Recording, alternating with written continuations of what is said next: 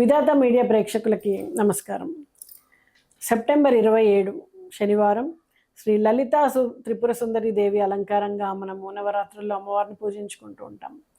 మరి హిందూ ధర్మంలో అత్యంత శక్తిశాలి అయినటువంటి చక్కటి కళతోటి విరాజిల్లేటువంటి ఆ పరమేశ్వరితో ఒక రూపమైనటువంటి లలితాదేవిని లలితా త్రిపుర సుందరిగా మనం ఆరాధిస్తూ ఉంటాము.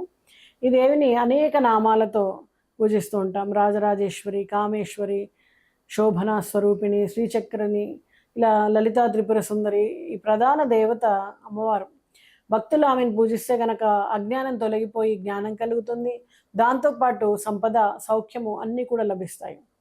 మరి శుక్రవారము, పౌర్ణమి, నవరాత్రులు, ప్రత్యేక శుభముహూర్తాల్లో కూడా మనం లలితాదేవిని అర్చించుకోవచ్చు.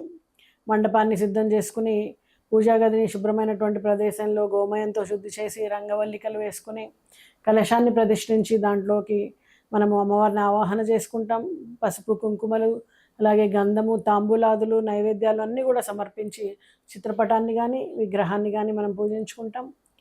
అలాగే నూనె దీపాన్ని కానీ నెయ్యి దీపాన్ని కానీ వెలిగించి మంగళకరమైనటువంటి వాతావరణాన్ని సృష్టిస్తాము. మంత్రపఠనంలో లలిత సహస్రనామం కానీ, లలిత త్రిశతి, శోభనా కవచము, శ్రీదేవి ఖడ్గమాల ఇలాంటివన్నీ కూడా పఠించడము అత్యంత శ్రేయస్కరం అన్నమాట. అలాగే పసుపు, కుంకుమ, గంధం, అక్షంతలు అన్నీ కూడా దేవికి సమర్పించి ఎరుపు రంగు కానీ, గులాబీ రంగు కానీ పట్టు వస్త్రాలు, అలాగే ఎరుపు రంగు, గులాబీ రంగు పూలు, అలాగే జపా పుష్పాలు, గులాబీలు, కుందాలు, తామర పుష్పాలు ఇవన్నీ కూడా మనకి దొరికినంత అనుకూలమైనటువంటి పుష్పాలన్నీ కూడా సమర్పించి అమ్మవారిని మనం పూజ చేసుకుంటాం.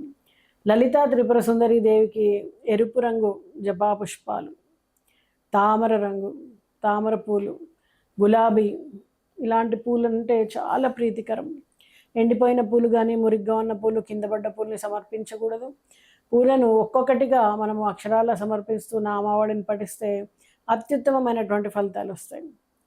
అలాగే పూజించేటువంటి భక్తులు కూడా ఎరుపు, గులాబీ, పసుపు రంగు వస్త్రాలను ధరించడం మంచిది. నలుపు రంగు కానీ, మురికి రంగు వస్త్రాలు కానీ, మాసిన వస్త్రాలు కానీ ధరించకపోవడం మంచిది. పూజా రోజుల్లో అహింస వ్రతాన్ని పాటించడం, మద్య మాంసాదులకు దూరంగా ఉండడం, అబద్ధం, కోపం, ఇతరుల నింద వీటిని దూరంగా పెట్టడం, శరీరం కానీ మనస్సు కానీ శుద్ధిగా ఉంచుకోవడం, గృహంలో శాంతి సామరస్య వాతావరణాన్ని కల్పించడం ఇవన్నీ చేయాలి. చేసినప్పుడే మనకి పూజ యొక్క సరి అయినటువంటి ఫలితం మనకు లభిస్తుంది. మరి లలితాదేవిని ఈ నవరాత్రుల్లో పూజించుకోవడం వలన జ్ఞానము, విద్య, వివేకం కలుగుతాయి. గృహంలో సఖ్యత, శాంతి కలుగుతాయి. ధనధాన్య సమృద్ధి, శత్రువులు నశించడం, స్త్రీలకు సౌభాగ్యం, సంతానం కలుగుతాయి. అలాగే ఆధ్యాత్మిక శక్తి పెరిగి భక్తికి పునాది బలపడుతుంది. మరి పూజా సమయంలో ఫోన్ కానీ, ఇతరులతో మాట్లాడడము, గాసిప్స్, పెద్ద శబ్దాలు ఇలాంటివన్నిటికీ దూరంగా ఉండాలి. తగాదాలు కానీ, పరనింద కానీ చేయకూడదు. తులసి దళం, కంచుపూలు లలిత పూజలో వినియోగించకూడదు. నల్లటి వస్త్రాలు ధరించకూడదు. మరి లలితా త్రిపుర సుందరి దేవికి పాలతో చేసినటువంటి పాయసం, పంచదార పొంగలి, నువ్వుల లడ్డూలు, పాలు, పెరుగన్నం, తేనె ఇలాంటి వాటిని శ్రేష్టమైనటువంటి వాటిని సమర్పించి తదనంతరము బంధువులు, కుటుంబ సభ్యులతో అందరూ కూడా కలిసి ఆ ప్రసాదాన్ని పంచుకోవాలి. మరి మంత్రపఠనం కనుక తప్పుగా జరిగితే ఓం లలితాంబికాయే నమః అని క్షమాపణ మంత్రాన్ని లేదా పుష్పాలు, నైవేద్యం పొరపాటున కింద పడ్డ భూదేవికి సమర్పించి మళ్ళీ కొత్త వాటిని సమర్పించడం, దీపం ఆరిపోతే మళ్ళీ వెలిగించుకోవడం, ఇంకేదైనా సరే అపశృతి జరిగినట్టయితే గోమయంతో శుద్ధి చేసుకొని మళ్ళీ కూడా పూజ కొనసాగించుకోవాలి. ముందుగా గణపతికి ప్రాణం వెళ్ళి పూజను మళ్ళీ పునఃప్రారంభించుకోవాలి. పూజలో అశాంతి, అడ్డంకులు కలిగితే అదనంగా శ్రీ సూక్తాన్ని చదివి కొంత దక్షిణ సమర్పించుకుని అమ్మవారికి నమస్కారం చేసుకోవాలి.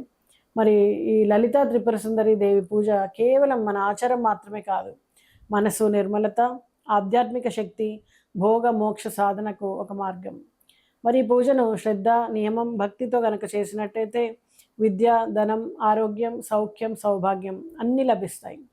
మరి మీ అందరూ కూడా లలితా త్రిపుర సుందరి దేవిని పూజించి అమ్మవారి కటాక్షానికి పాత్రలు అవ్వాలని కోరుకుంటూ మీ అందరికీ నవరాత్రి శుభాకాంక్షలు.